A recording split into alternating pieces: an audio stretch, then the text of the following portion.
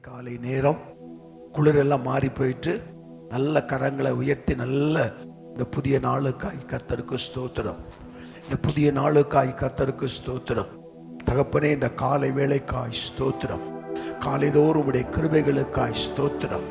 தகப்பனே, உமக்கு நன்றி. தேசமெங்கும் தேவ ஜனங்கள் உடைய சமூகத்தில் கூடி நின்று உம்மை பாடி ஆராதிக்கிற இந்த காலை நேரத்துக்காய் நன்றி செலுத்துகிறோம். ஆண்டவரே, உம்முடைய சமூகத்திலே நாங்கள் கடந்து வருவதற்கு தேவன் பாராட்டின கிருபைகளுக்காக நன்றி. ஆண்டவரே, இந்த வருஷத்தின் 2 மாதங்களை கடந்து வர ஆண்டவர் கிருபையை பாராட்டினதற்காய் ஸ்தோத்திரம். கடந்த வாரத்தில் நடந்த பயணங்களிலே கூட இருந்தீர் நன்றி. ஊழியத்திலே கூட இருந்தீர் நன்றி. எங்கள் பிள்ளைகளோடு கூட இருந்தீர் நன்றி. ஆண்டவரே, 10ஆம் வகுப்பு 11 12 வகுப்பு பிள்ளைகள் தேர்வு எழுதி கொண்டிருக்கிற போது கர்த்தருடைய கரம் இருந்து உடைய பிள்ளைகளுக்கு ஞானத்தை கொடுத்ததற்காய் உமக்கு ஸ்தோத்திரம். தொழில் செய்கிற மக்களோடு இருந்ததற்காய் நன்றி. கார் பயணங்களிலே கூட இருந்ததற்காய் நன்றி. எல்லாம் உடைய பாதுகாப்புக்காய் நன்றி. ஆண்டவருடைய ஊழியத்தில் தேசங்களிலே ஆண்டவரை செய்த நன்மையான எல்லா காரியங்களுக்காய் நாங்கள் உமக்கு நன்றி செலுத்துகிறோம். பெற்றுக்கொண்ட ரட்சிப்பை காத்துக்கொள்ள தீட்டுப்படாமலும் கரைபடாமலும் காத்துக்கொள்ள போற கிருபைக்காக உமக்கு நன்றி. நன்றி கோடி ஸ்தோத்திரங்கள். அப்படியே கரங்களை உயர்த்தி இந்த +1 10ஆம் வகுப்பு 11 12ஆம் வகுப்பு படிக்கிற பிள்ளைங்க நிறைய பிள்ளைங்க எக்ஸாம் எழுதிட்டு இருக்கிறாங்க. கர்த்தர் ஞானத்தால் நிரப்பணும். கரங்களை உயர்த்தி ஆண்டவரே, ஞானத்தால் நிரப்பி கொண்டிருக்கும்படியாய் நாங்கள் ஜெபிக்கிறோம். ஆண்டவரே, நம்முடைய பிள்ளைகள் பள்ளிகளிலே முதல் மாணவர்களாய் இருக்க கர்த்தர் கிருபைகளை தரும்படி நாங்கள் ஜெபிக்கிறோம். பயங்கள் பதட்டத்தை எடுத்து போட்டு தைரியத்தை கொடுத்து ஞானத்தால் நிரப்பி ஆண்டவரே, நம்முடைய பிள்ளைகளை மேன்மைப்படுத்தி காத்துக்கொள்ளும்படி நாங்கள் ஜெபிக்கிறோம். இயேசுவின் நாமத்தில் ஜெபிக்கிறோம். அப்படியே வருகிற சட்டமன்ற தேர்தலுக்காக ஜெபம் பண்ணுங்க. இயேசுவின் நாமத்தில் நாங்கள் ஜெபிக்கிறோம். வருகிற சட்டமன்ற தேர்தலுக்காய் நாங்கள் ஜெபிக்கிறோம். ஆண்டவரே, கர்த்தர் இந்த காரியத்தில் இடைபடுவீராக. தேவனுடைய மகிமை இடைபடும்படியா இயேசுவின் நாமத்தில் நாங்கள் ஜெபிக்கிறோம். கர்த்தர் கிருபைகளை தரும்படியா ஜெபிக்கிறோம். பட்டணம் சீக்கிரமாய் சந்திக்கப்படட்டும். இருளில் இருக்கிற மக்கள் வெளிச்சத்தை வரட்டும். கட்டப்பட்ட மக்கள் கல்வாரிக்கு நேராய் வரட்டும். எல்லா இருளின் வல்லமைகளும் வெளியேறி போகட்டும். இயேசுவின் நாமத்தில் பின்மாற்ற மக்கள் உயிர்ப்பிக்கப்படட்டும். நாளுக்கு நாள் விருத்தி அடையட்டும். சத்தியத்திலே வளர்ந்து பெருகட்டும். வேத தியானங்கள் எல்லாவற்றிலும் வளர்ந்து பெருகட்டும். ஜெபங்களை கேட்பதற்காய் கோடி ஸ்தோத்திரம். இயேசுவின் வெளியேறப்பட்ட திரு நாமத்தில் ஜெபிக்கிறேன் பிதாவே. கரங்களை வைத்து நம்ம பாடி ஆராதித்து வார்த்தைகள் சிங்காசனத்தில் வீற்றிருக்கும். ஹல்லேலூயா. சிங்காசனத்தில் வீற்றிருக்கும்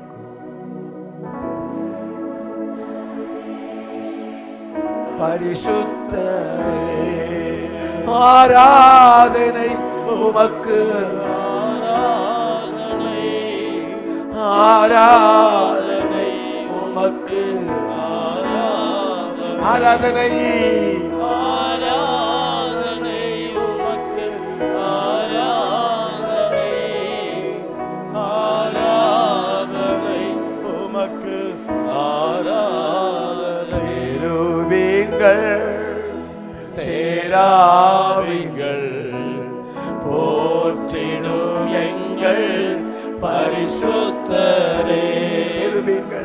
கேருபீன்கள் சேராவிங்கள் போற்றிடும் எங்கள் பரிசுத்தரே. ஆராதனை ஆராதனை உமக்கு, ஆராதனை ஆராதனை உமக்கு, ஆராதனை ஆராதனை உமக்கு, ஆராதனை ஆராதனை உமக்கு, ஆராதனை. ஆதியும் அந்தமும் ஆனவரே, அல்வா ஒமேகாவும் ஆனவரே, ஆதியும் அந்தமும் ஆனவரே, அல்வா ஒமேகாவும்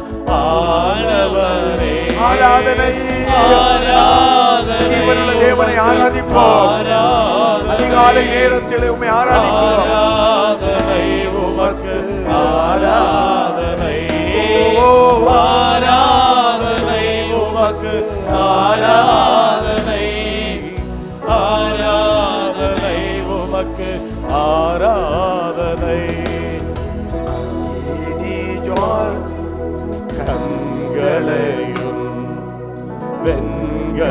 பாதங்களை உடையவரே.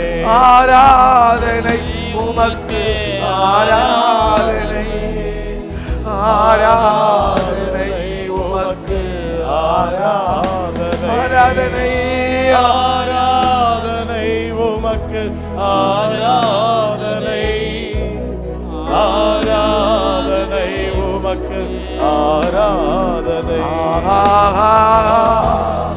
அல்லேலூயா,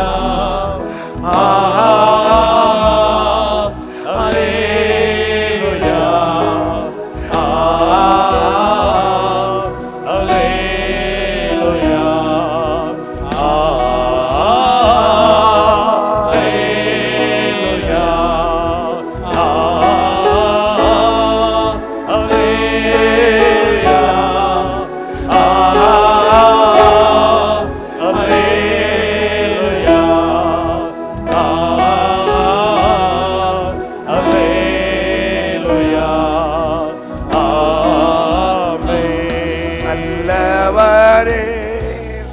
வல்லவரே, ஆராதனை,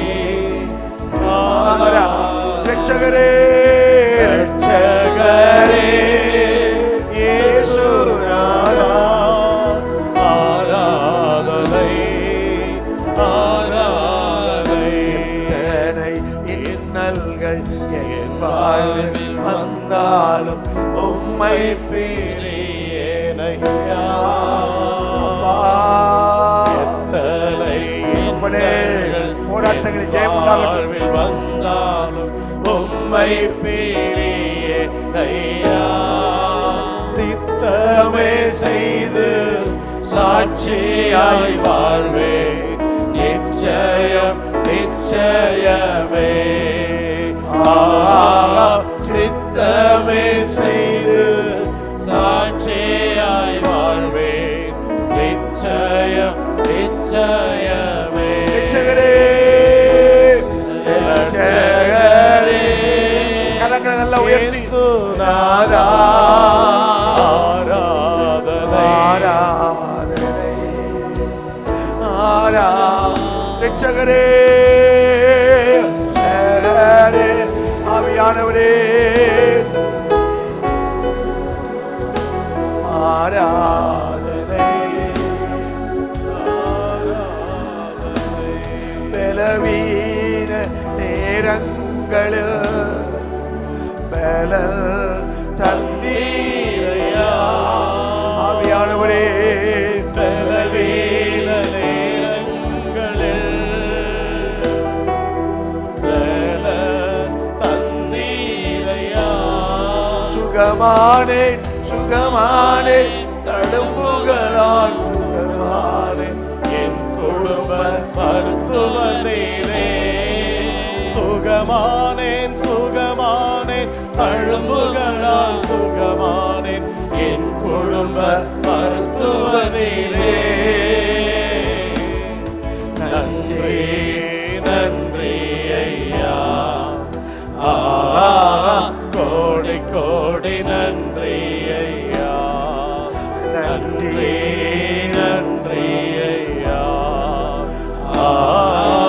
கோடி கோடி நன்றி ஐயா. எபினேசனே தானையா, இதுவரை உதவினீரே.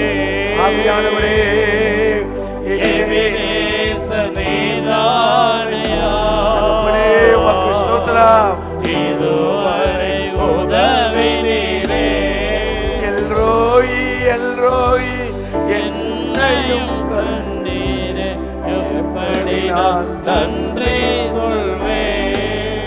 எல்ரோயி, என்னையும் கண்டீரே, எப்படி நான் நன்றி சொல்வேன். நன்றி நன்றி ஐயா, கோடி கோடி நன்றி ஐயா. மறவா முன்னினை தீரையா,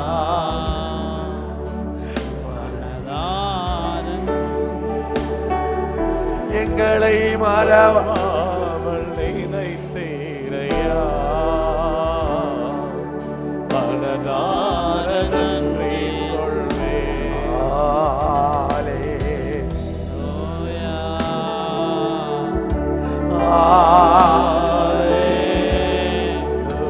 நல்லவரே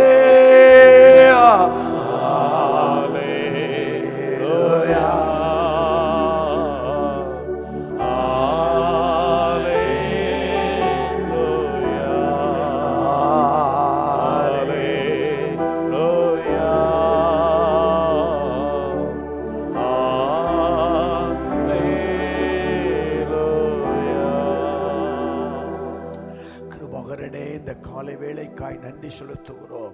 புல்லில் மேல் இறங்குற பனியை போல் இந்த பிரசன்னம் இறங்கி வரட்டும் அப்பா. உடைய பிள்ளைகளை பலப்படுத்தும்படியாக ஜெபிக்கிறோம். ஆவிக்குரிய சத்தியத்தில் வேறு ஊன்ற கர்த்தர் கிருபை தரும்படியாக ஜெபிக்கிறோம். பலவீனங்கள் மாறும்படியாக ஜெபிக்கிறோம். அதிகாலை ஜெப நேரங்களிலே ஆண்டவரே உடைய பிள்ளைகள் ஊன்ற தரித்திருக்க கிருபை தரும்படியாக ஜெபிக்கிறோம்.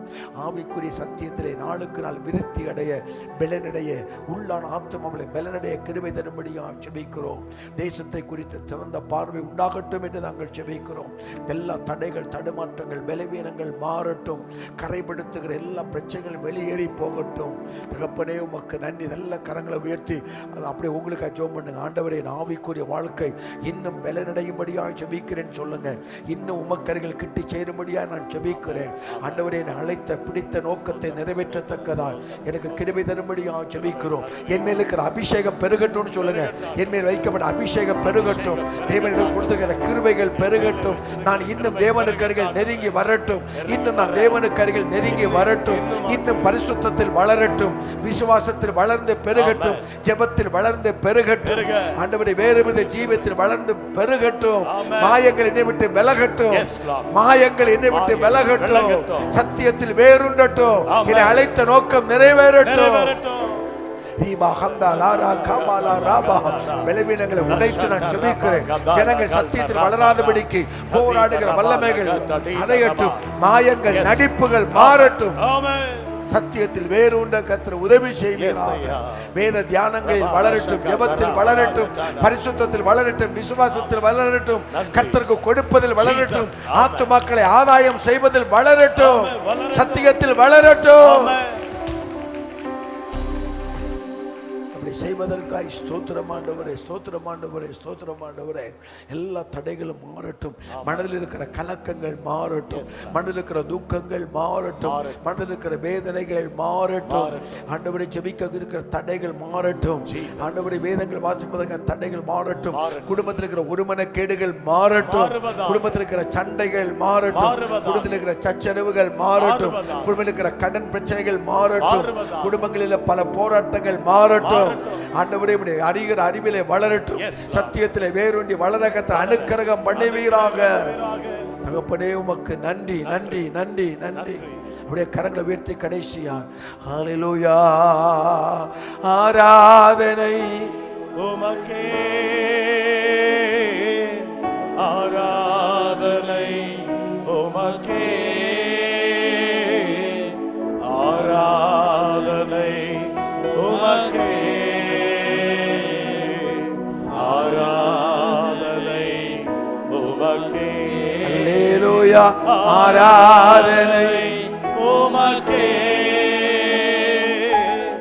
ஆராதனை உமக்கே,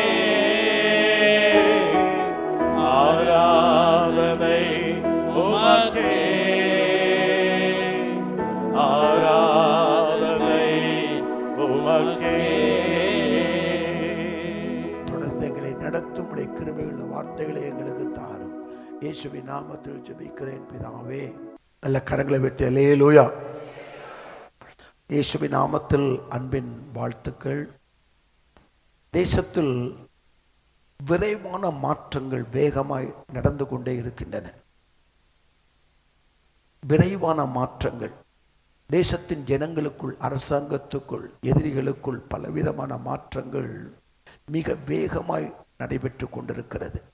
இந்த காலகட்டத்தில் நம்முடைய வாழ்க்கையில் மிக விழிப்புகளும் அவசியம் நமக்கு தேவை.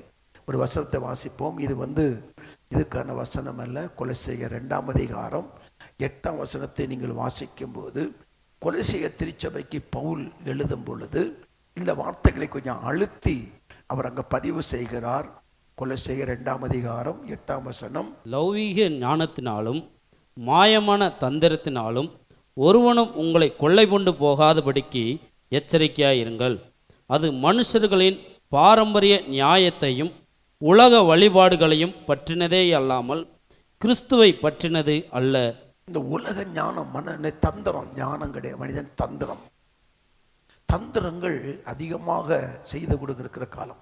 எப்படி ஆயிலும் குறுக்கு வழிகளில் முன்னேறிவிட வேண்டும் என்கிற அந்த காரியங்கள் மக்கள் மத்தியில் அதிகமாக இருக்கிறது. ஆகவே சொல்றாரு, மாயமான தந்திரம், இந்த காரியத்தில் உங்களை ஒருவனும் உங்களை ஏமாற்றி விடாதபடி, கொள்ளை கொண்டு போகாதபடிக்கு நீங்கள் மிகவும் என்ன பண்ணுமா, எச்சரிக்கையாக இருக்கணும் அப்படின்னு சொல்றாரு. பல எச்சரிப்பின் வசனங்கள் உண்டு. ஒரு 7 காரியத்தை நான் உங்களுக்கு வேகமாக நான் சொல்றேன். ஒன்று, நீங்கள் விழிப்புள்ளவர்களாக இருக்க வேண்டும். இந்த கடைசி நாட்களில் விழிப்புள்ளவர்களாக இருக்க வேண்டும். 1 பேதுரு 5ஆம் அதிகாரம் 8ஆம் வசனத்திலே பேதுரு சொல்லுகிறார், தெளிந்த புத்தி உள்ளவர்களாய் இருங்கள், விழித்திருங்கள்.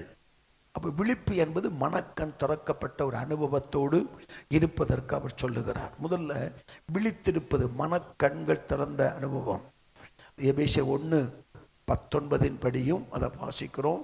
2 Corinthians 4:4 மனக்கண்களை கூடாக்கி போட்ட. அப்போ முதல்ல ஒரு ஆவிக்குரிய ஒரு விழிப்பு இருக்கணும். இந்த ஒரு கடைசி நாட்களிலே நாம் வந்திருக்கிறோம். ஆகவே ஆவிக்குரிய விழிப்பு இருக்கணும், தெளிவு இருக்கணும்.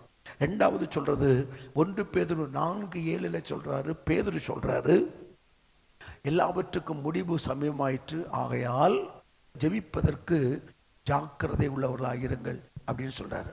அப்போ முதல்ல ஒரு ஆவிக்குரிய தெளிவும் ஆவிக்குரிய விழிப்பும் தேவை. 2வது ஆவிக்குரிய ஒரு ஜாக்கிரதை தேவை. ஜெபிப்பதில் நம்ம ஜாக்கிரதையாக இருக்கணும். அதனால தான் லூக்கா 21:36 சொல்றாரு, இனி சம்பவிக்க போகிற இவைகளுக்கெல்லாம் நீங்கள் தப்பி மனுஷகுமாரனுக்கு முன் நிற்பதற்கு எப்போதும் விழித்திருங்கள் என்று சொல்றாரு. அடுத்தது கொலோசியர் 2:8 வாசிச்ச எச்சரிக்கையா இருங்கள் என்கிற வார்த்தையை வாசிக்கிறோம். அப்போ தெளிவுள்ளவர்களாக இருங்கள், விழிப்புள்ளவர்களாக இருங்கள், ஜாக்கிரதை உள்ளவர்களாக இருங்கள், எச்சரிக்கை உள்ளவர்களாக இருங்கள். 1 பேதுரு 3:7 வாசிக்கிற போது விவேகம் உள்ளவர்களாய் இருங்கள், விவேகம் உள்ளவர்களாய் இருங்கள். 1 பேதுரு 3:7 விவேகம் உள்ளவர்களாய் இருங்கள் என்ற வார்த்தையை அங்கே வாசிக்கிறோம். எபேசியர் 5:15 என்ன சொல்லுங்கன்னா, ஞானம் உள்ளவர்களாய் இருங்கள். 2 வார்த்தை அங்கே பயன்படுத்தப்பட்டிருக்கிறது. எபேசியர் 5:15 வாசிக்கலாம். 2 வார்த்தை பயன்பட்டிருக்கிறது. ஞானத்தையும் சொல்லுகிறார், கவனத்தையும் சொல்லுகிறார். ஆனபடியினாலே நீங்கள் ஞானமற்றவர்களை பண்ணாமல் ஞானமுள்ளை போல் கவனமாய் நடந்து கொள்ளுங்கள். கவனமாய், ஞானமாய். அப்போ கவனம் உள்ளவர்களாய் இருங்கள், ஞானம் உள்ளவர்களாய் இருங்கள், கவனம் உள்ளவர்களாய் இருங்கள். அடுத்தது 1 கொரிந்தியர் 2:15 வாசிக்கும் போது அங்கு வேதம் சொல்லுகிறது, நிதானிக்கிறவர்களாயிருங்கள், நிதானிக்கிறவர்களாயிருங்கள், நிதானிக்கிறவர்களாய் இருங்கள். 2:15 எல்லாவற்றையும் ஆவிக்குரியவன் எல்லாவற்றையும் ஆராய்ந்து நிதானிக்கிறான். அப்ப நான் சொன்னது கவனிக்க. 1 தெளிவுள்ளவர்களாயிருங்கள், 2 விழிப்புள்ளவர்களாயிருங்கள், 3 ஜாக்கிரதை உள்ளவர்களாயிருங்கள், 4 எச்சரிக்கை உள்ளவர்களாயிருங்கள், 5 விவேகம் உள்ளவர்களாயிருங்கள், 6 ஞானம் உள்ளவர்களாயிருங்கள், கவனம் உள்ளவர்களாயிருங்கள், 8 நிதானிக்கிறவர்களாயிருங்கள், 9 பகுத்தறிவுள்ளவர்களாய் இருங்கள். நல்லதையும் தீமையும் கலந்து பேசுகிற இந்த காலகட்டத்தில் அதை பகுத்து அறிய வேண்டும். பகுத்தறிகிற அந்த கிருபைகளை கர்த்தர் நமக்கு தர வேண்டும். நிதானிக்கிறவர்கள் என்றால் பகுத்தறிகிறவர்கள் தான் நிதானிக்கிறவர்கள். ஆகவே நிதானிக்கிறவர்களாய் இருக்க வேண்டும். இப்படிப்பட்ட சில காரியங்களில் நம்ம கவனமாக இருந்தால் தான் நம்ம ஆவிக்குரிய தேவன் கொடுத்த விலையேறப்பட்ட ரட்சிப்பை நம்ம காத்துக்கொள்வதற்கு ஆண்டவர் நமக்கு கிருபைகள் அதிகமாக தர வேண்டும். நம்முடைய வாழ்க்கையில் ஆண்டவரோடு இருக்கிற அந்த ஜெப தொடர்பு உறவுகள் குறையும் போது பலவீனங்கள் நம்மை மேற்கொள்வதற்கு துடிக்கும். ஆகவே ரொம்ப ஜாக்கிரதையாக இருக்கணும். பலவிதமான சத்துரு பலவிதமான போராட்டங்களை கொண்டு வருகிற காலங்கள். அரசியல் மாற்றங்கள் வேகமாய் மாறிக்கொண்டிருக்கிறது. ஜனங்களுடைய உணவு பழக்கங்கள் மாறிக்கொண்டிருக்கிறது. உடைகள் மாற்றங்கள் உண்டாகி கொண்டிருக்கிறது. பல விதங்களில் ஜனங்கள் டே பை டே பிறங்கள மாற்றம். ஊடகங்களில் பயங்கரமான மாற்றம். AI மாநாடு அப்படின்னு சொன்னாங்க. அதில் பயங்கரமான காரியங்கள். டெக்னாலஜி ரொம்ப மோஸ்டாய் வளர்ந்து கொண்டே இருக்கிறது. அந்த அளவுக்கு பாவங்களும் பெருகி கொண்டே இருக்கிறது. ஒரு பக்கம் பாவம் பெருகி கொண்டிருக்கிற போது, இன்னொரு பக்கம் ஆண்டவரை ஏற்றுக்கொண்ட மக்களுடைய அலட்சிய போக்குகள் அதிகமாகி கொண்டே இருக்கின்றன. ஒழுங்கா ஜபமா ஜபிக்கிறவங்க வாழ்க்கையில் ஜப குறைவுகள் அதிகமாகிவிட்டது. வாழ்க்கையில் தடுமாற்றங்கள் அதிகமாகிவிட்டது. நாங்கள் கரெக்டாக இருக்கிறோம்னு சொல்கிறவங்க கூட அநேகருடைய வாழ்க்கையில் ஆரம்பத்தில் இருந்த ஜபங்கள் இல்லை, ஆரம்பத்தில் இருந்த வேத தியானங்கள் இல்லை, ஆரம்பத்தில் இருந்த உபவாசங்கள் இல்லை, ஆரம்பத்தில் இருந்த விழிப்பு ஜபங்கள் இல்லை, ஆரம்பத்தில் இருந்த குடும்ப ஜபங்கள் இல்லை, ஆரம்பத்தில் இருந்த குழு ஜபங்கள் இல்லை. ஜபத்தை எல்லாம் புறக்கணிச்சிட்டாங்க. ஏதோ ஞாயிற்றுக்கிழமை மட்டும் 2 மணி நேரம், அதுலேயும் 2 மணி நேரம் 5 மணி ஆராதனையா, சரி ஒரு 5:45 6 மணி வந்திருக்கிறோம். அவங்களுக்கு தொடர்பு அவ்வளவுதான். அவங்களுக்கு ஆண்டவருக்கு கொடுக்கறதுக்கு நேரம் இல்லை. நிறையவங்களுக்கு எல்லாருக்கும் பணம் கொடுக்கறது பணம் இருக்குது, ஆனால் தேவனோடு செலவிடுவதற்கு அநேகருக்கு நேரம் இல்லை. சத்துரு நேரங்களை களவாடி விட்டான். தேவனோடு இருக்கிற உறவை முறித்து விட்டான். தேவனுக்கு அருகில் நெருங்கி வர விருப்பம் இல்லை. அநேக நேரங்கள் செல்போன்களில் காலங்களை கடத்தி கொண்டு நாங்கள் பரிசுத்தமாக வாழ்கிறோம், நாங்கள் உண்மையாக இருக்கிறோம், நாங்கள் ரொம்ப பெட் என்று சொல்லி உங்களை நீங்களே வஞ்சித்து கொள்ளாதபடிக்கு மிக ஜாக்கிரதையாக இருப்பதற்கு கர்த்தர் கிருபைகளை நமக்கு தருவாராக. நல்ல கரங்களை உயர்த்தி ஸ்தோத்திரம். அல்லேலூயா. அப்படிப்பட்ட சூழ்நிலைகளை தேசம் எங்கும் பார்க்க முடிகிறது. ஆகவே ரொம்ப கவனமாக ஜாக்கிரதையாக இருந்து தனக்கு வைத்திருக்கிற பாதையில் தேவன் திசை மாறாமலும் வழி விலகாமலும் தேவன் வைத்திருக்கிற பாதையில் தொடர்ந்து ஓடி அந்த பரிசை பெற்றுக்கொள்வதற்கு தேவன் கிருபைகளை அதிகமே தருவாராக. பவுல் அப்போஸ்தலனுக்கு ஒரு பயங்கரமான ஒரு கவலை இருந்தது. அதுக்கு ஒரு வசனத்தை வாசிக்கலாம். கொரிந்தியர் நிருபத்தில் அவர் சொல்றார், 11ஆம் அதிகாரம் 3ஆம் வசனம், 2 கொரிந்தியர் 11:3.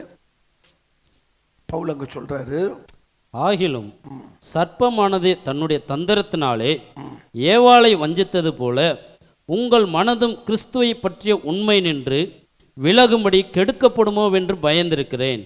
இங்கே பவுலுக்கு கொரிந்து சபையை குறித்து சொல்லும்போது ஒரு கவலை இருந்துகிட்டே இருக்கிறது. அது என்ன கவலை அப்படின்னா, நீங்கள் தந்திரம், பிசாசு தந்திரங்களினால ஏவாளை வஞ்சித்தது போல உங்கள் மனதும் கிறிஸ்துவை பற்றிய உண்மை நின்று விலகிடுமோ அப்படின்னு, கெடுக்கப்படுமோ அப்படின்னு நான் பயந்திருக்கிறேன். அவ்வளவு நல்ல ஊழியக்காரன் சொல்கிறார், பயந்து. அப்போது ஒரு ஊழியக்காரனுக்கு பயம் என்ன? கடைசி நாட்களில் தந்திரத்தில் அநேகர் பிடிக்கப்படுவார்கள். தந்திரத்தினாலே அநேகர் ஆண்டவரை விட்டு விலகுவதற்கு வாய்ப்புகள் உள்ள காலகட்டத்தில் கவனமாக இருப்பதற்கு கர்த்தர் கிருபை தருவாராக. அப்படியே வலது கரங்களை மட்டும் உயர்த்தி சின்ன ஜெபம் பண்ணுங்க. ஆண்டவரே, பெற்றுக்கொண்ட அந்த சத்தியத்தில், வசனத்தில், ரட்சிப்பில் நான் மிகவும் கவனமாய் நான் பயணம் பண்ண, என் ஆவிக்குரிய பயணம் நேர்த்தியாக இருக்க, சரியாக இருக்க, தேவன் ஞாமித்த பாதையில் ஞாமித்த திசையை நோக்கி நான் பணிப்பதற்கு கர்த்தர் கிருபை தரும்படியாக நாங்கள் ஜெபிக்கிறோம். சத்துடைய வஞ்சகங்கள், வலைகள், பள்ளங்கள், குழிகளில் விழுந்து ஏமாந்து தடுமாறி ஆண்டவரை பரிசு பொருளை இழந்து விடாதபடிக்கு, ஆவிக்குரிய வாழ்க்கை தீட்டுப்படுத்தி கரைபடுத்தி தேவனை விட்டு விலகாதபடிக்கு சரியான பாதையில் பயணிப்பதற்கு ஆண்டவர்களுக்கு அனுக்கிரகம் செய்வீராக. நீர் அப்படி செய்வதற்காக உமக்கு ஸ்தோத்திரம். இயேசுவின் நாமத்தில் ஜெபிக்கிறேன் பிதாவே. வாசிப்போம். ஆகாய் தீர்க்க தரிசன புஸ்தகம் 2ஆம் அதிகாரம் 23வது வசனம். சேனைகளின் கர்த்தர் சொல்லுகிறார், செயல்திலேன் குமாரனாகிய செருபாபேல் என்னும் என் ஊழியக்காரனே, உன்னை நான் அந்நாளிலே சேர்த்து கொண்டு உன்னை முத்திரை மோதிரமாக வைப்பேன் என்று கர்த்தர் சொல்லுகிறார். நான் உன்னை தெரிந்து கொண்டேன் என்று சேனைகளின் கர்த்தர் உரைக்கிறார் என்று சொல் என்றார். ஆமென். நான் உன்னை தெரிந்து கொண்டேன், உன்னை நான் முத்திரை மோதிரமாய் வைப்பேன். கரங்களை மூடி நாம் ஜெபிக்கலாம். பிதாவே, உம்முடைய கிருபை உள்ள கரங்களை ஒப்பு கொடுக்கிறோம். இந்த விலையேற பெற்ற வாக்குத்தத்தத்திற்காக நன்றி. எங்களை செருபாபேல் என்று சொல்லி அழைத்து பாழாய் கிடக்கிறவர்களை கட்டி எழுப்புவதற்கு எங்களை தெரிந்து கொண்டதற்காக உமக்கு ஸ்தோத்திரம். உம்முடைய அழைப்பையும் உம்முடைய தெரிந்து கொள்ளுதலையும் சரியாக நாங்கள் புரிந்து கொண்டு அந்த உன்னத திட்டத்தை நிறைவேற்ற எங்களுக்கு கிருபைகளை தாரும். இயேசுவின் நாமத்தில் ஜெபிக்கிறேன் பிதாவே, இந்த செருபாபேல் தேவனால் தெரிந்து கொள்ளப்பட்ட ஒரு உன்னதமான பாத்திரம். பரிசுத்த வேதாகமத்தில் அநேகரை கர்த்தர் உன்னதமான திட்டத்திற்கு என்று தேவன் விலையேற பெற்ற சில பாத்திரங்களை கர்த்தர் பொறுக்கி எடுத்திருக்கிறார். நோவாவை தேவன் பேழை கட்டுவதற்கு என்று அந்த உன்னத திட்டத்திற்கு என்று தேவன் நோவாவை தேவன் தெரிந்து கொண்டார். ஆண்டவர் பெசலெயேலை ஆசரிப்பு கூடாரத்தில் வேலை செய்வதற்கு பெசலெயேலை தேவன் தெரிந்து கொண்டதை நாம் பார்க்கிறோம். தாவீதை ஆண்டவர் எடுக்கிற போது சங்கீதம் 78:70 பார்த்தீங்கன்னா அவன் தொழுவத்திலிருந்து அவனை எடுத்தார், அழைத்தார் என்று வாசிக்கிறோம். ஆண்டவர் அவரை தெரிவு செய்து கொண்டார். சாலமோனை தேவன் ஆலயம் கட்டுவதற்கென்று தேவன் தெரிந்து கொண்டார். ஆபிரகாமை அடுத்த சந்ததிக்கு தகப்பனாய் இருக்கும்படி ஆண்டவர் தெரிந்து கொண்டதை குறித்து பார்க்கிறோம். மரியாள் யோசேப்பை உலகத்தின் இரட்சகர் இந்த உலகத்தில் பிறப்பதற்கு தேவன் தெரிந்து கொண்ட பாத்திரங்களாய் காணப்பட்டார்கள். சகரியா எலிசபெத்து குடும்பம் அங்கு யோவான் ஸ்நானகனை பிறப்பிப்பதற்கு தேவனால் தெரிந்து கொள்ளப்பட்டவர்களாய் காணப்பட்டார்கள். இப்படி அநேக பரிசுத்தவான்களை கர்த்தர் உன்னதமான நோக்கத்திற்காக தேவன் தெரிந்து கொண்டார். தேவன் அவர்களை பிடித்தார். அந்த பிடித்த நோக்கத்தின்படி அவர்கள் வாழ்ந்து செய்ததினால் அந்த உன்னதமான தேவ திட்டத்தை நிறைவேற்றினார்கள். அப்போ ஒரு மனிதனுடைய வாழ்க்கை எப்படி எப்போது அலங்கரிக்கப்படுகிறது, அழகுபடுத்தப்படுகிறது, ஆசீர்வதிக்கப்படுகிறது என்று சொன்னால், என்னை ஆண்டவர் ஒரு உன்னத நோக்கத்தோடு என்னை தெரிந்து கொண்டிருக்கிறார், அழைத்திருக்கிறார், பிடித்திருக்கிறார். எதற்காக என்னை அழைத்தார், எதற்காக என்னை தெரிந்து கொண்டார், எதற்காக என்னை பிடித்தார் என்கிற நோக்கத்தை ஒரு மனிதன் தெளிவாக தெரிந்து கொள்ளும் போது அவன் ஆவிக்குரிய வாழ்க்கையில் அழகான ஒரு தெளிவு உண்டாகிறது. தன்னை தேவன் எதற்காக பிடித்தார், அழைத்தார், தெரிந்து கொண்டார், அபிஷேகித்தார் என்ற தெளிவு ஒரு மனிதன் வாழ்க்கையில் வருகிற போது அவன் ஆவிக்குரிய வாழ்க்கையில் ஒரு தெளிவை அவன் பெறுகிறான். அப்போ இந்த செருபாபேலுக்கு தெரிந்தது, பல வருஷங்களை கட்ட முடியாத அந்த ஆலயத்தை கட்டி எழுப்புவதற்கு கர்த்தரை தெரிந்து கொண்ட அந்த அபிஷேகத்தை பெற்றவுடனே அவன் செயல் தலைவனாய் மாறி உன்னதமான நோக்கத்தை அவன் நிறைவேற்றினதை குறித்து நம்ம வேதத்தில் நம்ம வாசிக்கிறோம். பவுல் அப்போஸ்தலனை ஆண்டவர் சொன்னார், நான் அவனை பிடித்தேன். கர்த்தர் எதற்காக என்னை பிடித்தாரோ அதை நான் பிடித்துள்ளேன். என்னை பிடித்தார் அப்படி சொல்றாரு. ஒரு தெளிவை, ஒரு ஊழியத்தை தொடங்குறதுக்கு முன்னாடி பவுலுக்கு தெரியுது, என்னை கர்த்தர் பிடித்தார். ஒரு நோக்கத்திற்காக தேவன் என்னை பிடித்தார். அந்த நோக்கத்தை நிறைவேற்ற நான் பிடிக்கப்பட்டிருக்கிறேன் என்ற தெளிவு பவுல் அப்போஸ்தலனுக்கு இருந்துச்சு. அநேக தேவனால் பயன்படுத்தப்பட்ட பாத்திரங்கள், தேசத்துக்கு அசைப்பதற்கு தேவன் தெரிந்து கொண்ட பார்த்தவர்கள், அசையாதவர்களையும் அசைத்தவர்கள், அசையாத இடங்களையும் அசைத்தவர்கள், செய்ய முடியாத காரியத்தை செய்து சாதித்த சில பரிசுத்தவான்களுடைய வாழ்க்கை சரித்திரத்தை படித்து பார்த்தால் அவர்கள் எல்லோரும் தேவன் எதற்காக என்னை பிடித்தார், எதற்காக என்னை தேவன் அழைத்தார், எதற்காக தேவன் என்னை தெரிந்து கொண்டார் என்பதை குறித்த ஒரு தெளிவு, என்பதை குறித்த ஒரு வெளிச்சம், சரியான ஒரு புரிந்து கொள்ளுதல் அவர்களுக்குள் தெளிவாக இருந்ததினாலே அவர்களுடைய பயணம் சரியாக இருந்தது. அவர்கள் திசை மாறாமல் பயணித்தார்கள், வழி விலகாமல் பயணித்தார்கள், பாதை விலகாமல் பயணித்தார்கள், திரும்பி பார்க்காமல் பயணித்தார்கள். ஓட்டத்தை ஓடி முடித்தார்களே தவிர ஓட்டத்தை நிறுத்தவில்லை. ஆனால் சிலர் ஓட்டத்தை நிறுத்தினார்கள், சிலர் ஓட்டத்தை முடித்தார்கள். பரிசுத்த வேதாகமத்தில் ஓட்டத்தை நிறுத்தினவர்களும் உண்டு, ஓட்டத்தை முடித்தவர்களும் உண்டு. ஆனால் ஓட்டத்தை முடித்தவருடைய வாழ்க்கையை நாம் கவனித்து பார்க்கும்போது தேவன் எதற்காக என்னை பிடித்தார், எதற்காக என்னை தேவன் அழைத்தார், எதற்காக என்னை தெரிந்து கொண்டார், எதற்காக என்னை அபிஷேகித்தார், எதற்காக என்னை சபைக்கு கொண்டு வந்தார் என்கிற ஒரு தெளிவு, ஒரு புரிந்து கொள்ளுதல் ஒரு மனிதன் வாழ்க்கையில் இருக்கிற போது அந்த மனிதனுடைய வாழ்க்கை தெளிவுள்ளதாய் மாறுகிறது. கரங்களை வைத்து ஆமென் சொல்லுவோமா? ஆனால் இன்றைக்கு விசுவாசி தானே அப்படின்னு நினைக்கிறது இல்லை. நம்ம விசுவாசி தானே, நம்ம சாதாரணமாக வந்துட்டு போகலாம் அப்படின்னு நினைக்கிறாங்க. ஆனால் நீங்கள் சாதாரண படிப்பறிவு இல்லாதவர்களாக இருக்கலாம், இல்லை ஒரு எழுத தெரிய, ஒரு கையெழுத்து, ஒரு கை நாட்டு அப்படின்னு வச்சிருந்தாலும் அவர்களை குறித்தும் தேவனுக்கு ஒரு நோக்கம் இருக்கு. அந்த கை நாட்டு உங்களுக்கு தெரியாது, ஆனால் அந்த மனிதனுக்கும் தேவ நோக்கம் இருக்கிறது. வாசிக்கலாம் 1 பேதுரு 2ஆம் அதிகாரம் 9வது வசனத்தை வாசிக்கலாம். நீங்களோ உங்களை அந்தகாரத்திலிருந்து தம்முடைய ஆச்சரியமான ஒளியின் இடத்திற்கு வரவழைத்தவருடைய புண்ணியங்களை அறிவிக்கும்படிக்கு தெரிந்து கொள்ளப்பட்ட சந்ததியாயும் ராஜரிகமான ஆசாரிய கூட்டமாயும் பரிசுத்த ஜாதியாயும் அவருக்கு சொந்தமான ஜனமுமாய் இருக்கிறீர்கள். இங்க பாருங்க, ஒரு நோக்கத்தை கர்த்தர் அங்க சொல்றார். ஒரு ஆண்டவர் தெரிந்து கொண்ட நோக்கது. அந்தகார இருளிலிருந்து ஆச்சரியமான ஒளிக்கு அழைத்த தேவன் புண்ணியங்களை அறிவிக்கும்படி, நான் பிடிச்சிருக்கத்தான் தெரிந்து கொண்டேன். அப்ப நோக்கத்தை அங்க சொல்றாரு. இதுக்காக நம்ம பிடித்தவங்களை, நோக்கத்திற்காக அவங்களை பிடிச்சிருக்கிறேன், மற்றவங்களுக்கு அறிவிப்பதற்கு. 6000 பிசாசு பிடித்த மனிதனை தேவன் விடுவிக்கிறார். அந்த விடுவித்த மனிதனுக்கு தெரிந்தது, நான் இதுவரைக்கும் ஒரு பைத்தியக்காரனை போல இருந்தேன், என்ன நானே காயப்படுத்திக்கிட்டேன், நான் ஒரு நிர்வாணமாக இருந்தேன், ஒரு பைத்தியக்காரனை போல இருந்தேன். இயேசு என்னை தேடி வந்து என்னை விடுதலையாக்கினாரு.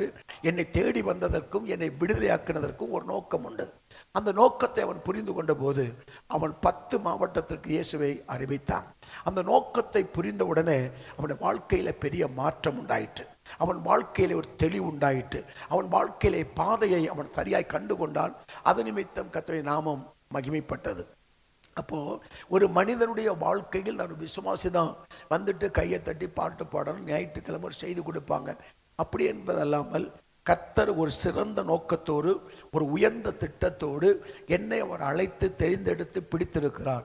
நான் இந்த உலகத்தில் மரிப்பதற்கு முன்பு, நான் இந்த உலகத்தை விட்டு கடந்து போவதற்கு முன்பு என்னை அழைத்த தேவனுக்கு இந்த பூமியில் செய்வதற்கு ஏதோ ஒரு காரியம் எனக்கு வைக்கப்பட்டிருக்கிறது, எனக்கு நியமிக்கப்பட்டிருக்கிறது. நான் உலக வேலையை செய்து கொண்டிருந்தாலும் எனக்கென்று தேவன் ஒரு வேலையை வைத்திருக்கிறார். அந்த வேலையை செய்து முடிக்கும் போது அது என்னை பிடித்த தேவ நோக்கம் நிறைவேறும் என்கிற எண்ணத்துக்குள் ஒரு மனிதன் வருகிற போது அந்த மனிதனுடைய வாழ்க்கை ஆண்டவர் ஆசீர்வதிக்கிறார். அல்லேலூயா, பிரைஸ் காட். சில இடங்களுக்கு நான் போவேன், எத்தனை வருஷமா சர்ச்சுக்கு போறீங்க? 20 வருஷமா போறோம். என்ன செய்தீங்க? ஒண்ணுமே செய்யல. அப்ப அந்த அழைத்த அந்த நோக்கத்தை இன்னும் பண்ணல, புரிந்து கொள்ளவில்லை. கர்த்தர் ஏதோ நோக்கத்துக்கு அழைத்திருக்கிறார், இந்த நோக்கத்துக்கு இல்லை, நம்ம வந்தோமா போனோம் அப்படி இருக்கிறோம். அதனால அந்த நோக்கம் தெரியல.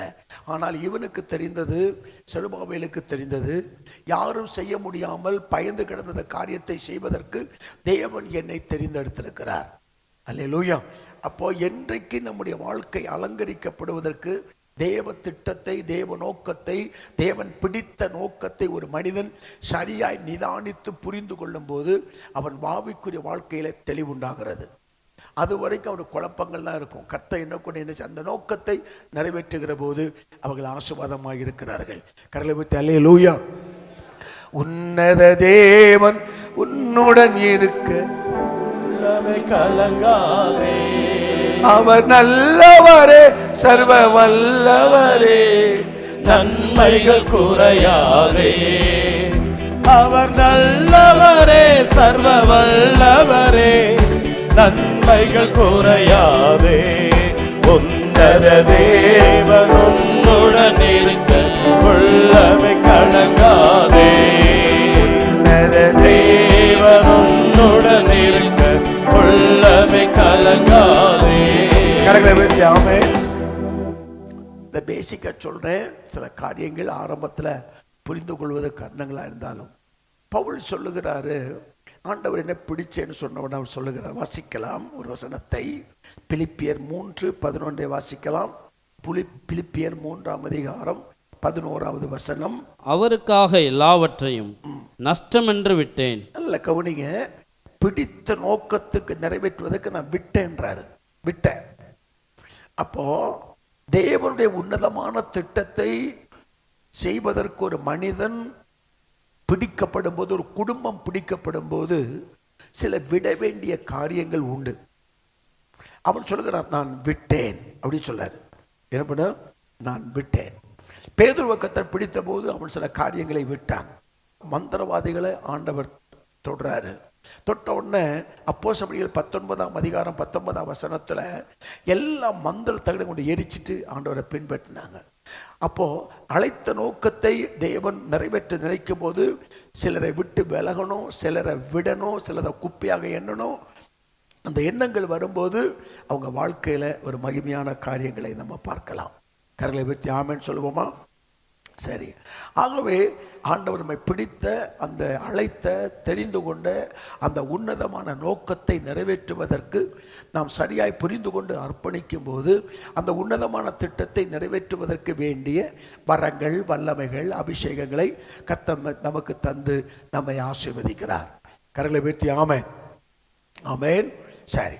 இன்றைக்கு அந்த எண்ணத்துக்குள் நீங்கள் கடந்து வருவதற்கு கர்த்தர் நமக்கு கிருபைகளை அளவில்லாமல் தருவாராக. ஆமென். கர்த்தருக்கு ஸ்தோத்திரம் உண்டாகட்டும். தேவ திட்டத்துக்காக அந்த தேவன் நம்மை, அதான் வேதம் சொல்லுகிறது, நீங்கள் என்னை தெரிந்து கொள்ளவில்லை, நான் உங்களை தெரிந்து கொண்டேன். தேவன் நம்மை தெரிந்து கொண்டு நம்மை அழைத்து அபிஷேகித்து இந்த பூமியிலே வாழ்கிற நாட்களில் அவருடைய ஏதோ ஒரு உன்னதமான திட்டத்தை நிறைவேற்றுவதற்கு என்னை பிடித்திருக்கிறார், அழைத்திருக்கிற திட்டம் நமக்குள் வரும்போது நம்முடைய ஆவிக்குரிய வாழ்க்கையில் ஒரு வெளிச்சமும் ஒரு தெளிவும் ஒரு புரிந்து கொள்ளுதலும் உண்டாகிறது. அதற்கு பின்பு அவர்கள் தடுமாறி போவதற்கு வாய்ப்புகள் குறைவு. ஆகவே கர்த்தர் அந்த கிருபைகளை நமக்கு தருவாராக. சரி, இப்போ நம்ம அடுத்ததுக்காக வேகமாக சொல்லுகிறேன். மோதிரம் என்பது நமக்கு தெரியும். மோதிரத்தை குறித்து நாம் வாசிக்கும் போது, ஒன்று அது ஒரு அலங்காரம் இல்லையா? அலங்காரம். உன்னை முத்திரை மோதிரமாக வைப்பேன். ஒன்று அது அலங்காரத்தை குறிக்கிறது. இரண்டாவது, இந்த முத்திரை மோதிரம் பழைய காலத்தில் அதிகாரத்தை குறிக்கிறது. அதிகாரம். முதல்ல அலங்காரத்தை குறிக்கிறது, இரண்டாவது அதிகாரத்தை குறிக்கிறது, மூன்றாவது முத்திரை மோதிரம் ஒரு அடையாளத்தை குறிக்கிறது. அலங்காரம், அதிகாரம், அடையாளம். அடுத்தது அங்கீகாரம். அடுத்தது அங்கீகாரம். அப்போ முதல்ல அலங்காரம், அதிகாரம், அடையாளம், அங்கீகாரம். சரியா? இதை நம்ம இந்த இதில் பார்க்குறோம். இந்த காரியங்கள் அந்த பார்க்குறோம். இந்த முத்திரை மோதிரத்தை குறித்து வாசிக்கிற போது அது மோதிரம் ஒரு அலங்காரத்தை, அதிகாரத்தையும் ஆளுகையும் அதிகாரத்தை நமக்கு கொடுக்கிறது.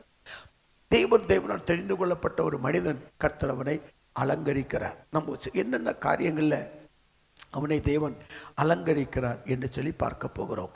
அப்போ தேவன் உன்னதமான திட்டத்திற்கு அழைக்கப்பட்ட அவனை முத்திரை மோதிரமாய் வைத்ததை போல தேவனும் நம்மை ஒரு அலங்காரமாய் வைக்க விரும்புகிறார். கரலை வைத்து ஆமென் சொல்லுவோமா? அந்த செலத்தியலின் குமாரனாக இருக்க செருபாபேலை மட்டும் கர்த்தர் அலங்காரமாக வைக்க விரும்பலை. அவரால் தெரிந்து கொள்ளப்பட்ட தம்முடைய பிள்ளைகளையும் கர்த்தர் அலங்காரமாய் வைக்க விரும்புகிறார். அவர்களுக்கும் அதிகாரத்தை கொடுக்க விரும்புகிறார். அவர்களுக்கும் ஆளுகையை கொடுத்து வைத்திருக்கிறார். தேவன் எனக்கு இவைகளெல்லாம் கொடுத்திருக்கிறார் என்கிற நம்பிக்கையும் விசுவாசமும் நமக்கு இருக்கிற போது நம்ம அந்த அதிகாரத்தோடும் அடையாளத்தோடும் வாழ்வதற்கு தேவன் நமக்கு கிருபைகளை தருவார். கரலை வைத்து ஆமென் சொல்லுவோமா? அல்லேலூயா. முதல்ல தேவன் நமக்கு தருகிற வாசிக்கலாம். சங்கீதங்களில் 29ஆம் சங்கீதம், 29ஆம் சங்கீதத்திற்குள் வாருங்கள். அங்கு நம்ம இந்த காரியங்களை பார்க்கலாம். 2வது வசனத்தை வாசிக்கலாம். 2. கர்த்தருடைய நாமத்துக்குரிய மகிமையை அவருக்கு செலுத்துங்கள், பரிசுத்த அலங்காரத்துடனே கர்த்தரை தொழுது கொள்ளுங்கள். ஒரு 7 காரியங்களை உங்களுக்கு தான் வேகமாக சொல்லி நான் ஜெபிக்கிறேன். அவனை கர்த்தர் முத்திரை மோதிரத்தை போல அலங்கரித்து அதிகாரப்படுத்தி ஆளுகைக்கு உட்படுத்தினதை போல தேவனும் நம்முடைய பரிசுத்த அலங்காரத்தினாலே அலங்கரிக்கிறார். அப்போ முதல்ல என்னது? பரிசுத்தம் ஒரு பயங்கரமான அலங்காரமாய் இருக்கிறது. கடலை வைத்து ஆமென் சொல்லுவோமா? அல்லேலூயா. பரிசுத்தம் ஒரு மனிதனுக்கு, ஏனென்றால் மல்கியா 2:11 நாம் வாசிக்கும் போது பரிசுத்தத்தை தேவன் என்ன பண்ணுகிறாரு? நேசிக்கிறார். அவர் பரிசுத்தத்தை நேசிக்கிறார். பரிசுத்தத்தை நேசிக்கிற தேவன் அந்த பரிசுத்தத்தினாலே நம்ம என்ன பண்ணாரு? அலங்கரித்து அழகுபடுத்த தேவன் விரும்புகிறார். ஏனென்றால் அங்கே வாசிக்கிறோம், இந்த இசைக்கில் வாசிக்கும் போது பரிசுத்தத்திற்காக தேவன் வைராக்கியம் பாராட்டுகிறார். அன்றைக்கு பிணைகாஸ் பரிசுத்தத்திற்கு வைராக்கியம் பாராட்டின போது அவர் பிணைகாசோடு கர்த்தர் உடன்படிக்கை பண்ணினார் என்று சொல்லி நம்ம வாசிக்கிறோம். ஒரு மனிதனுடைய வாழ்க்கையில் பரிசுத்தத்தை முக்கியத்துவப்படுத்தும் போது, பரிசுத்தத்தை முன்னிலைப்படுத்துகிற போது அந்த மனிதன் அந்த பரிசுத்தத்தினால அலங்கரிக்கப்படுகிறான். கரங்களை உயர்த்தி ஆமென் சொல்லுவோமா? அல்லேலூயா. 2வது, அந்த மனிதனை தேவன் எதனால அலங்கரிக்கிறார் நம்ம வாசிக்கலாம். சங்கீதம் 25:21. 2வது சங்கீதம் 25:21. உத்தமமும் நேர்மையும் என்னை காக்க கடவுது, நான் உமக்கு காத்திருக்கிறேன். உத்தமமும் உண்மை. அடுத்தது அந்த மனிதனை தேவன் அலங்கரிக்கிற நாட்களை காணப்படுகிறது உத்தமமும் உண்மையும், உண்மையும் நேர்மையும்.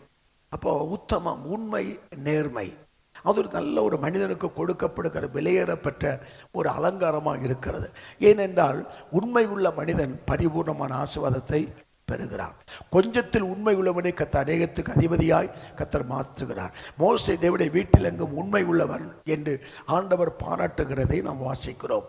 1 தீமோத்தேயு 1:12 உண்மை உள்ளவன் என்று எண்ணி இந்த உன்னதமான ஊழியத்துக்கு தேவன் நம்மை நியமித்தார் என்று வாசிக்கிறோம்.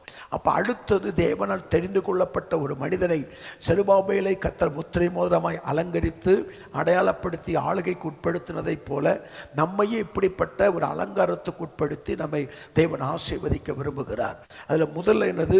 பரிசுத்தத்தினால அலங்கரிக்கிறார். கரலை வைத்து ஆமென் சொல்லுவோமா?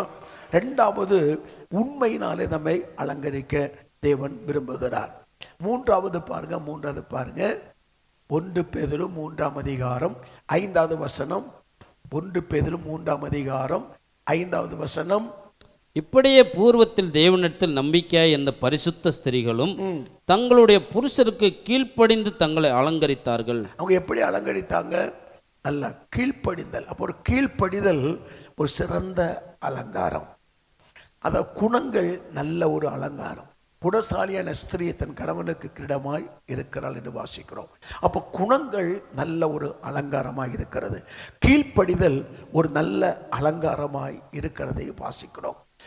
அன்னைக்கு செருபாபேலை அலங்கரித்த தேவன் இந்த காலை நேரத்தில் நம்மையும் அலங்கரிக்க விரும்புகிறார்.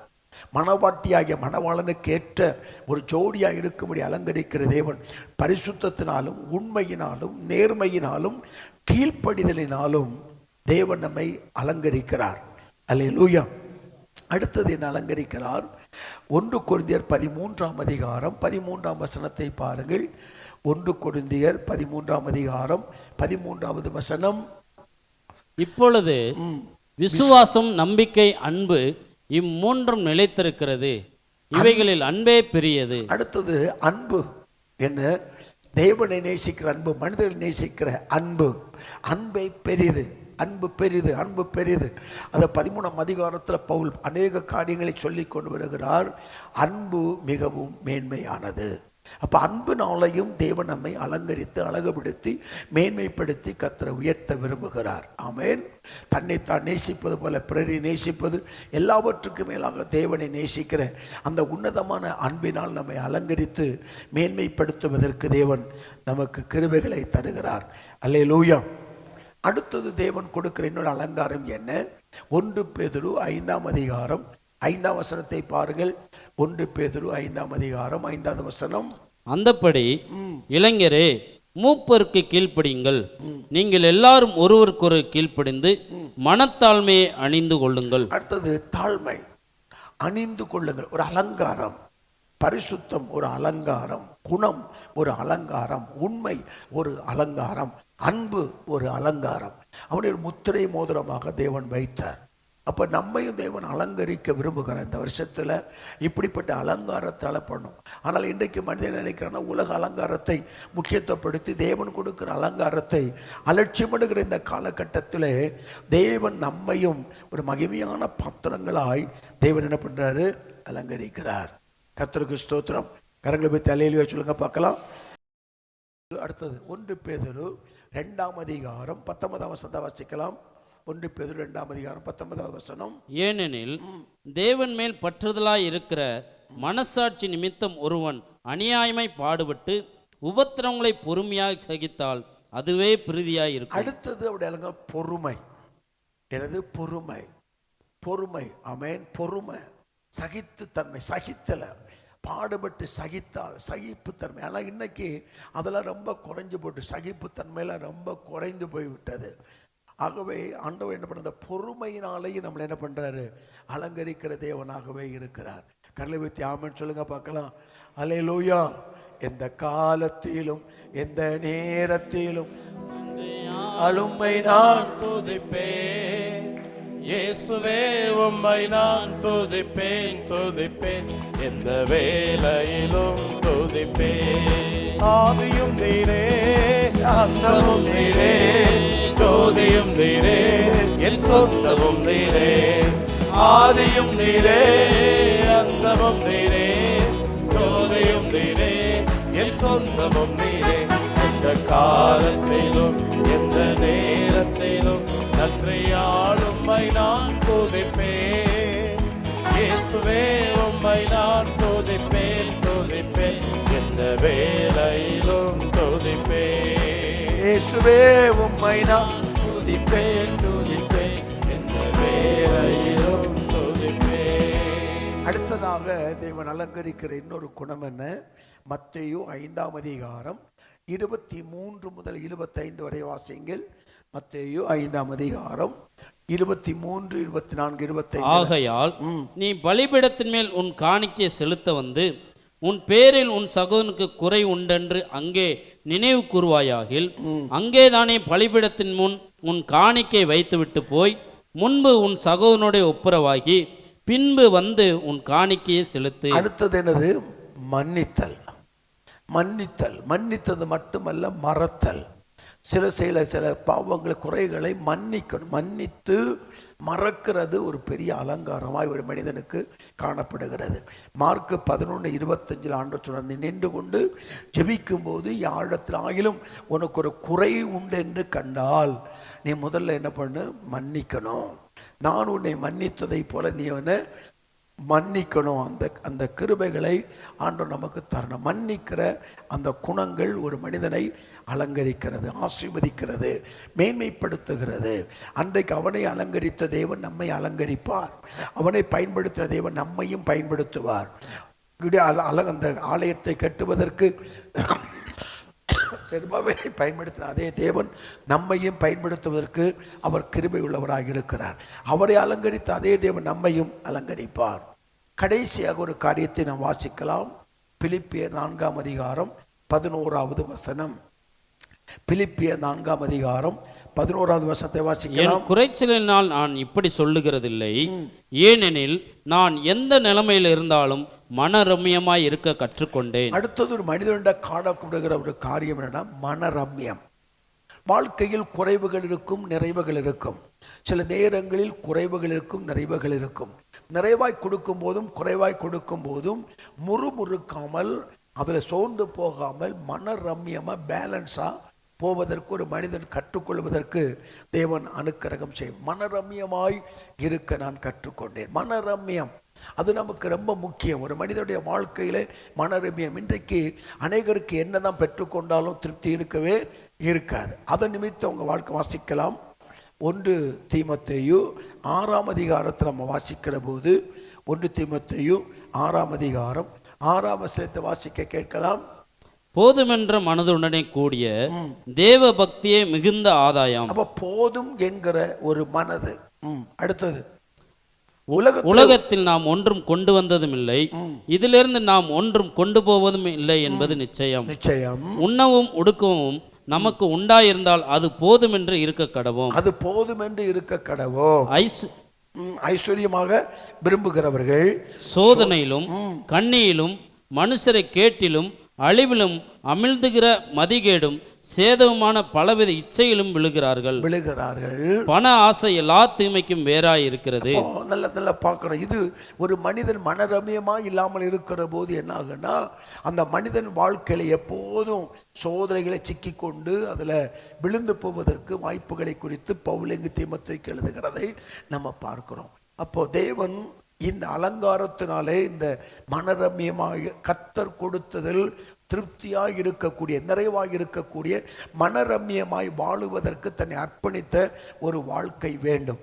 அதனால தான் பிரசங்கி 3ஆம் அதிகாரத்துக்கு வரும்போது பிரசங்கி சொல்லுவான் பாருங்க, ஒருவன் ரொம்ப பிரயாசப்பட்டு செய்தாலும் அவன் என்ன பண்ணான்? அவன் வாசிக்கலாம் 21:2-21 வாசிப்போம். ஒருவன் புத்தி யுத்தி நிதானத்தோடு பிரயாசப்படுகிறான், ஆகிலும் அப்படி பிரயாசப்படாதிருந்த வேறொருவனுக்கு அதை அவன் சொந்தமாக்க விட்டுவிட வேண்டியதாகும். பயங்கரமா முயற்சி பண்ணுவாங்க, இரவும் பகலும் பயங்கரமான வேலை செய்வாங்க. ஆண்டவரை தேடுவதற்கோ வேதம் வாசிப்பதற்கோ போதுமான நேரங்கள் இல்லாமல் அப்படி கடினமாய் உழைத்து பிரயாசப்பட்டாலும் என்னதான் புத்தியா நடந்தாலும் அவன் காலத்துக்கு போகும்போது இன்னொருக்கு விட்டு போக வேண்டியதான் வரும்.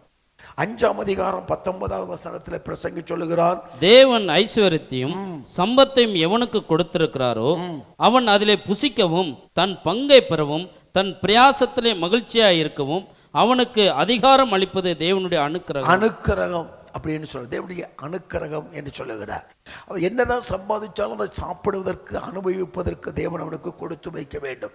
அப்போ அந்த மனிதனுக்கு தேவை என்னது? மனரம்யமான ஒரு வாழ்க்கை. அநேகருக்கு என்னதான் வீடு கட்டினாலும் அந்த வீடை திருப்தி ஆகிட்டே இடிச்சிட்டு கட்டிகிட்டே இருப்பாங்க, பெருசாகிட்டே இருக்கணும். அதுக்குள்ளே வாழ வேண்டும் என்கிற மன திருப்தி இருக்காது. ஒரு வாகனங்கள் வாங்கினால் அதில் திருப்தி இருக்காது, வாங்குகிற சம்பளத்தை ஒரு திருப்தி இருக்காது. என்னதான் தொழிலை தேவன் ஆசீர்வதித்தாலும் நிறைவடையாது. இன்னும் இன்னும் இன்னும் இன்னும் அந்த எண்ணங்கள் ஓடிக்கொண்டே இருக்கும். அந்த மனுஷன் வாழ்க்கையை திருப்திப்படுத்தவே முடியாது, அவன் வாழ்க்கையில் நிறைவடையவே மாட்டான். எப்போதும் அவன் வாழ்க்கை எப்போதும் மன திருப்தியற்ற ஒரு வாழ்க்கை. ஆனால் தேவன் ஒரு மனிதனை தேவன் ஆசீர்வதிக்கும், திருப்தியாக ஆசீர்வதிக்கிறார். அப்போ மன திருப்தி நமக்கு வேணும். அது தேவன் கொடுக்கிற உன்னதமான ஒரு கிருபை. அநேக மனுஷனுடைய வாழ்க்கையிலே பாருங்க, கர்த்தர் கொடுத்த பிள்ளைகளை குறித்த திருப்தி இருக்காது, கொடுத்த சாப்பாட்டில் கூட திருப்தி இருக்காது, நிறைய சாப்பிட மாட்டாங்க, அந்த சாப்பாட்டில் திருப்தி இருக்காது. என்னதான் பாருங்க, கண்ணாடிக்கு முன்ன போய் நின்று தேவன் தன்னை படைத்த அழகெல்லாம் பார்த்து எதெல்லாமோ சிங்காரித்து அதிலையும் திருப்தி இல்லை. தன்னை தேவன் படைத்ததிலும் அவர்கள் திருப்தி இல்லை. அதில் எல்லாத்தையும் ஒரு குறையை காண்கிறார்கள். அப்போ சாப்பாட்டில் திருப்தி இல்லை, உடையில் திருப்தி இல்லை, கட்டின வீட்டில் திருப்தி இல்லை, வாங்குகிற வாகனத்தில் திருப்தி இல்லை, நிறைவில்லாமலே வாழ்க்கையை முடித்து கொள்வார்கள். ஆனால் மனரம்யமாக இருக்க கற்றுக்கொள்வது கர்த்தருடைய பிள்ளைகளுக்கு ஒரு பெரிய அலங்காரம். அதை அவளை ஆசீர்வதிக்கிறது, அதை அவளை மேன்மைப்படுத்துகிறது, அதை உயர்த்துகிறது. கரங்களை விட்டு அல்லேலூயா சொல்லுங்க பார்க்கலாம்.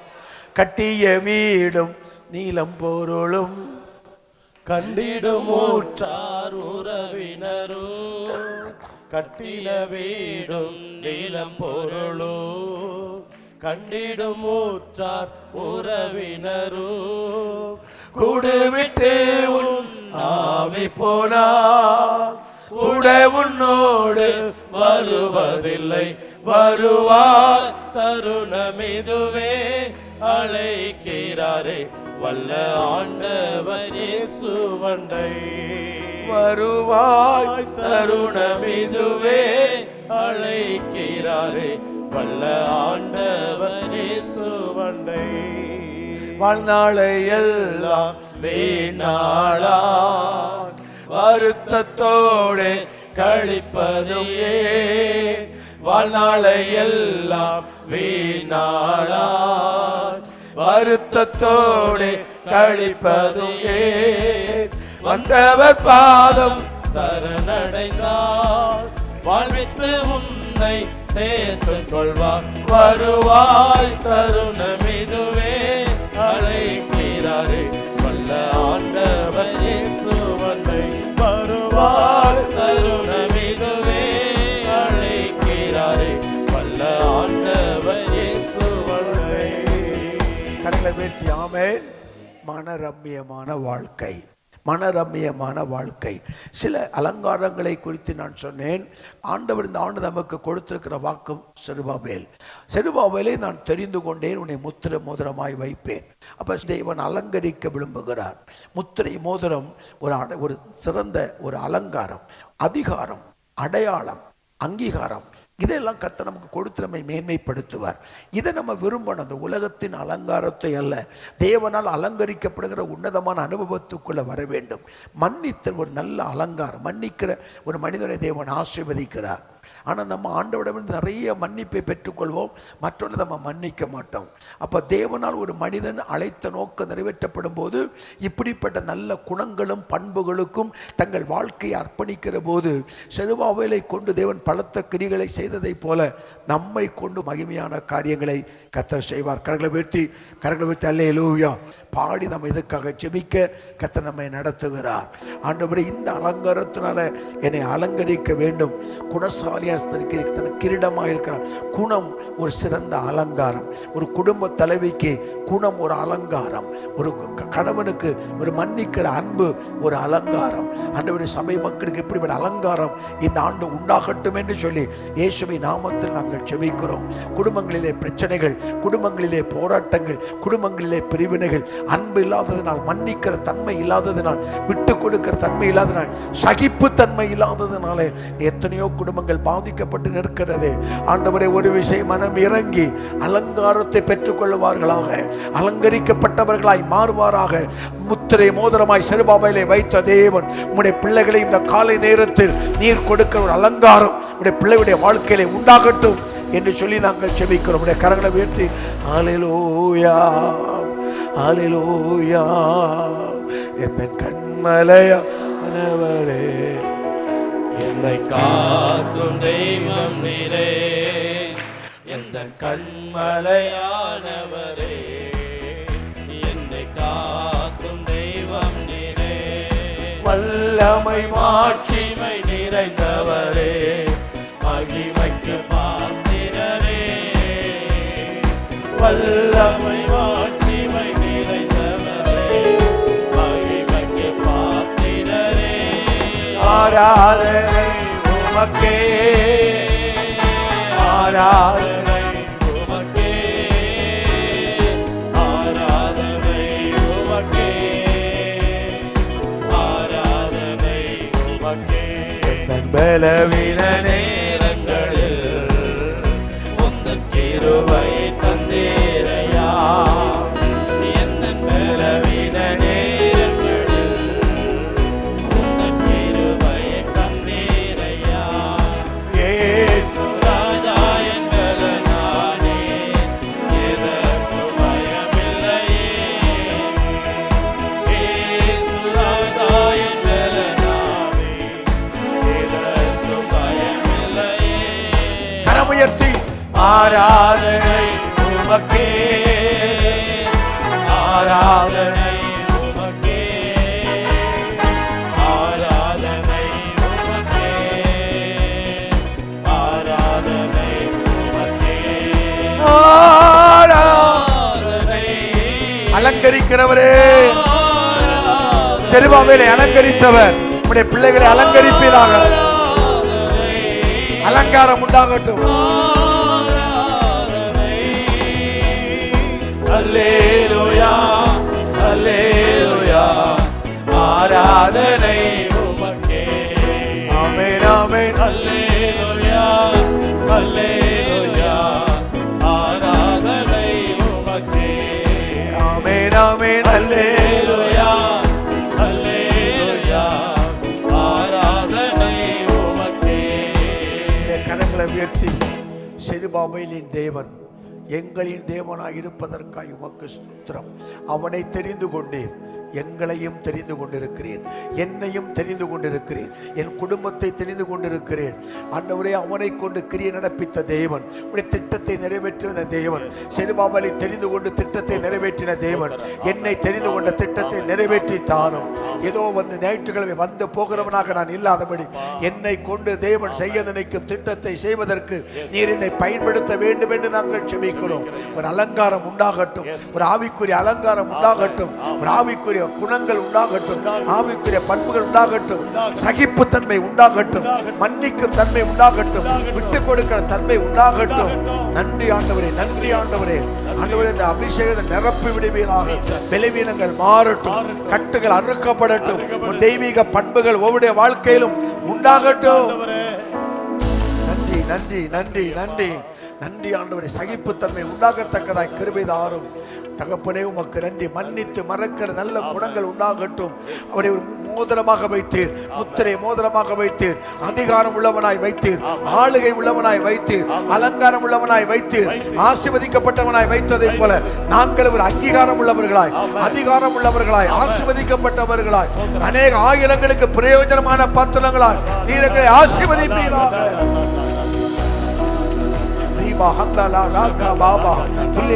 பனியை போல எல்லா கட்டுகள் அறுக்கப்படட்டும். ஆவிக்குரிய வாழ்க்கையில் அலங்காரம் உண்டாகட்டும். ஒரு முத்திரை மோதிரமா ஆண்டவரே ஒரு உருவாக்கும்படியாய் ஜெபிக்கிறேன்.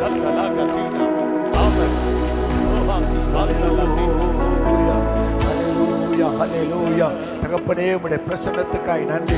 மகிமையான தேவ ஆளுகைக்காய் நன்றி. உம்முடைய கிருபைக்காக நன்றி. ஜெப வாழ்க்கைகள் குறையக்கூடாதுப்பா. தேவ உறவுகள் குறையக்கூடாது. பரிசுத்த அலங்காரம் குறையக்கூடாது.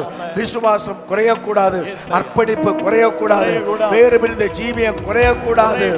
தகப்பனே, ஒரு மனத்தை காத்துக்கொள்ள, குடும்பத்திலே ஒரு மனத்தை காத்துக்கொள்ள, உறவினர்கள் மத்தியிலே ஒரு மனத்தை காத்துக்கொள்ள, சபை மக்கள் மத்தியிலே ஒரு மனத்தை காத்துக்கொள்ள, தேவனோடு ஒரு மனத்தை காத்துக்கொள்ள அனுக்கிரகம் பண்ணுவீராக.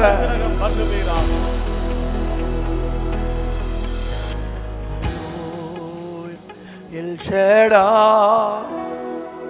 எல் ஷேடா சர்வவல்ல தேவனே சர்வவல்ல தேவனே உயர்த்துகிறோ வாழ்த்துகிறோ வணங்குகிறோ எல்ரோயி எல்ரோயி என்னை கண்ட தெய்வமே கண்ட தெய்வமே உயர்த்துகிறோ வாழ்த்துகிறோ வணங்குகிறோ தடைகள் உடையட்டும், தடைகள் உடையட்டும். உங்க சத்தம் உயரட்டும்.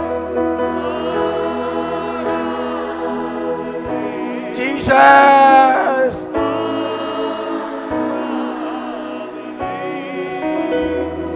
அல்லே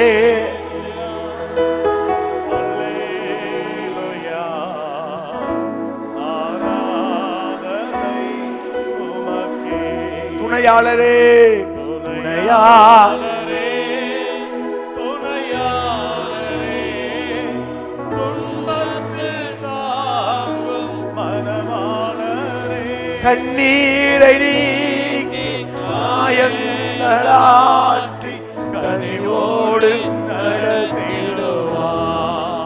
கண்ணீரை நீக்கி காயங்களாற்றி கனிவோடு நடத்திடுவார். ரெண்டு கரங்களை விரித்து ஆராதனை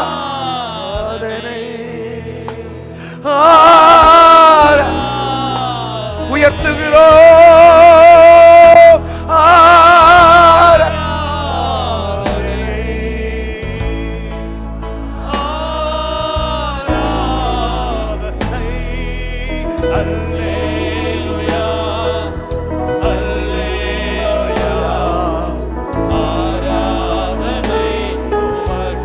மேகமே மேகமே வெண்மேகமே வெளிச்சம் தாரும் இந்நேரமே வெண்மேகமே ஆவியானவரே மேகமே வெளிச்சம் தாரும் இந்நேரமே அபிஷேகமூர்த்தி பரலோகமாக்கி ஆற்றலை தந்திடுவார்.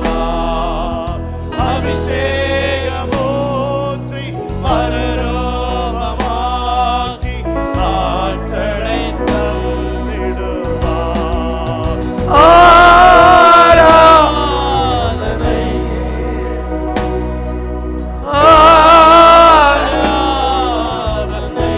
உயிருள்ள தேவனை ஆராதிக்கிறோம்.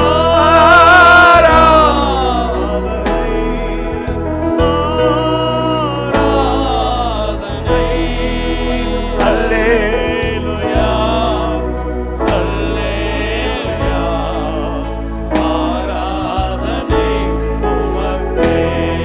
அல்லேலூயா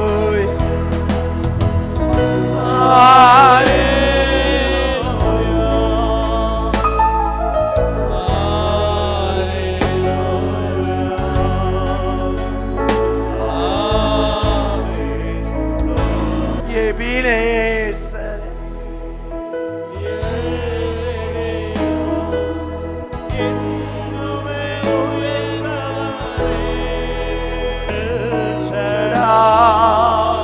சர்வ எல்ரோயி காண்பவரே எல்ரோயி காண்பவரே ஏசையா ஏசையா உம்மைதானே என் முன்னே நிறுத்தியுள்ளேன். ஏசையா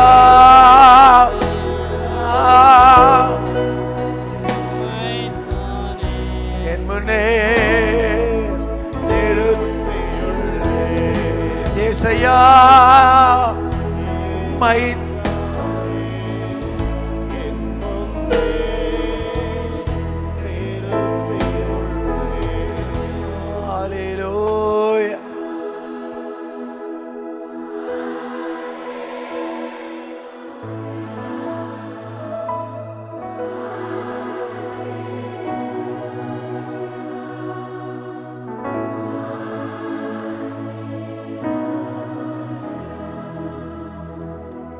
செருபாபேலை அழைத்து தெரிந்து கொண்டவர் அவரை ஒரு சாதனையாளனாய் செயல் வீரனாய் மாற்றினதை போல எங்கேயோ பிறந்து எங்கேயோ வளர்ந்த என்னை நீ தெரிந்து கொண்டதற்கு நோக்கம் உண்டு.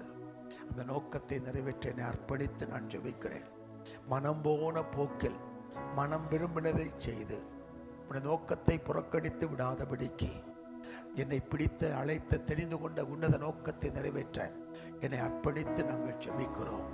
ஏதோ காலங்களை தள்ளுகிறவனாக அல்ல, உன்னத நோக்கத்தை நிறைவேற்ற வாழங்களுக்கு கிருபைதாரம். அந்த அலங்காரமும் ஆசீர்வாதமும் அர்ப்பணிப்பும் என் வாழ்க்கையிலே காணப்பட உதவி செய்யும். விசேஷமாய் சகிப்புத்தன்மை என்னிடத்தில் பெருகட்டும், மன்னிக்கிற மனப்பான்மை பெருகட்டும். உண்மை குறைந்திருக்கிற காலத்தில் உண்மை வெளிப்படுத்த எனக்கு கிருபைகளை தாரும் ஆண்டவரே. அன்பு குறைந்திருக்கிற இடத்தில் அன்பை வெளிப்படுத்துங்களுக்கு கிருபைகளை தாரும், நடத்தும். இயேசுவின் நாமத்தில் பிதாவே, ஹல்லேலூயா. ஆராதிப்பேன், நான் ஆராதிப்பேன் ஆண்டவர் இயேசு, ஆராதிப்பேன் ஆராதிப்பேன் நான் ஆராதிப்பேன் ஆண்டவர் இயேசுவை ஆராதிப்பேன். வல்லவரே உம்மை ஆராதிப்பேன், நல்லவரே உம்மை ஆராதிப்பேன். வல்லவரே உம்மை ஆராதிப்பேன், நல்லவரே உம்மை ஆராதிப்பேன். ஆராதிப்பேன் நான் ஆராதிப்பேன் ஆண்டவர் இயேசுவை ஆராதிப்பேன். ஆராதிப்பேன் நான் ஆராதிப்பேன் ஆண்டவர் இயேசுவை ஆராதிப்பேன். ஆராதனை உமக்கே, எங்கள் ஆராதனை உமக்கே, ஆராதனை உமக்கே, ஆராதனை உமக்கே. இரக்கமும் மன உருக்கமும் நீடிய சாந்தமும் மிகுந்த கிருபையுள்ள பிதாவே, இயேசுவின் நாமத்தில் நாங்கள் ஜெபிக்கிறோம். செருபாபேலை உன்னத நோக்கத்துக்காக தெரிந்து கொண்டேன், எங்களையும் ஒரு உன்னத நோக்கத்துக்காக இந்த பட்டணத்தில் தெரிந்து கொண்டேன்.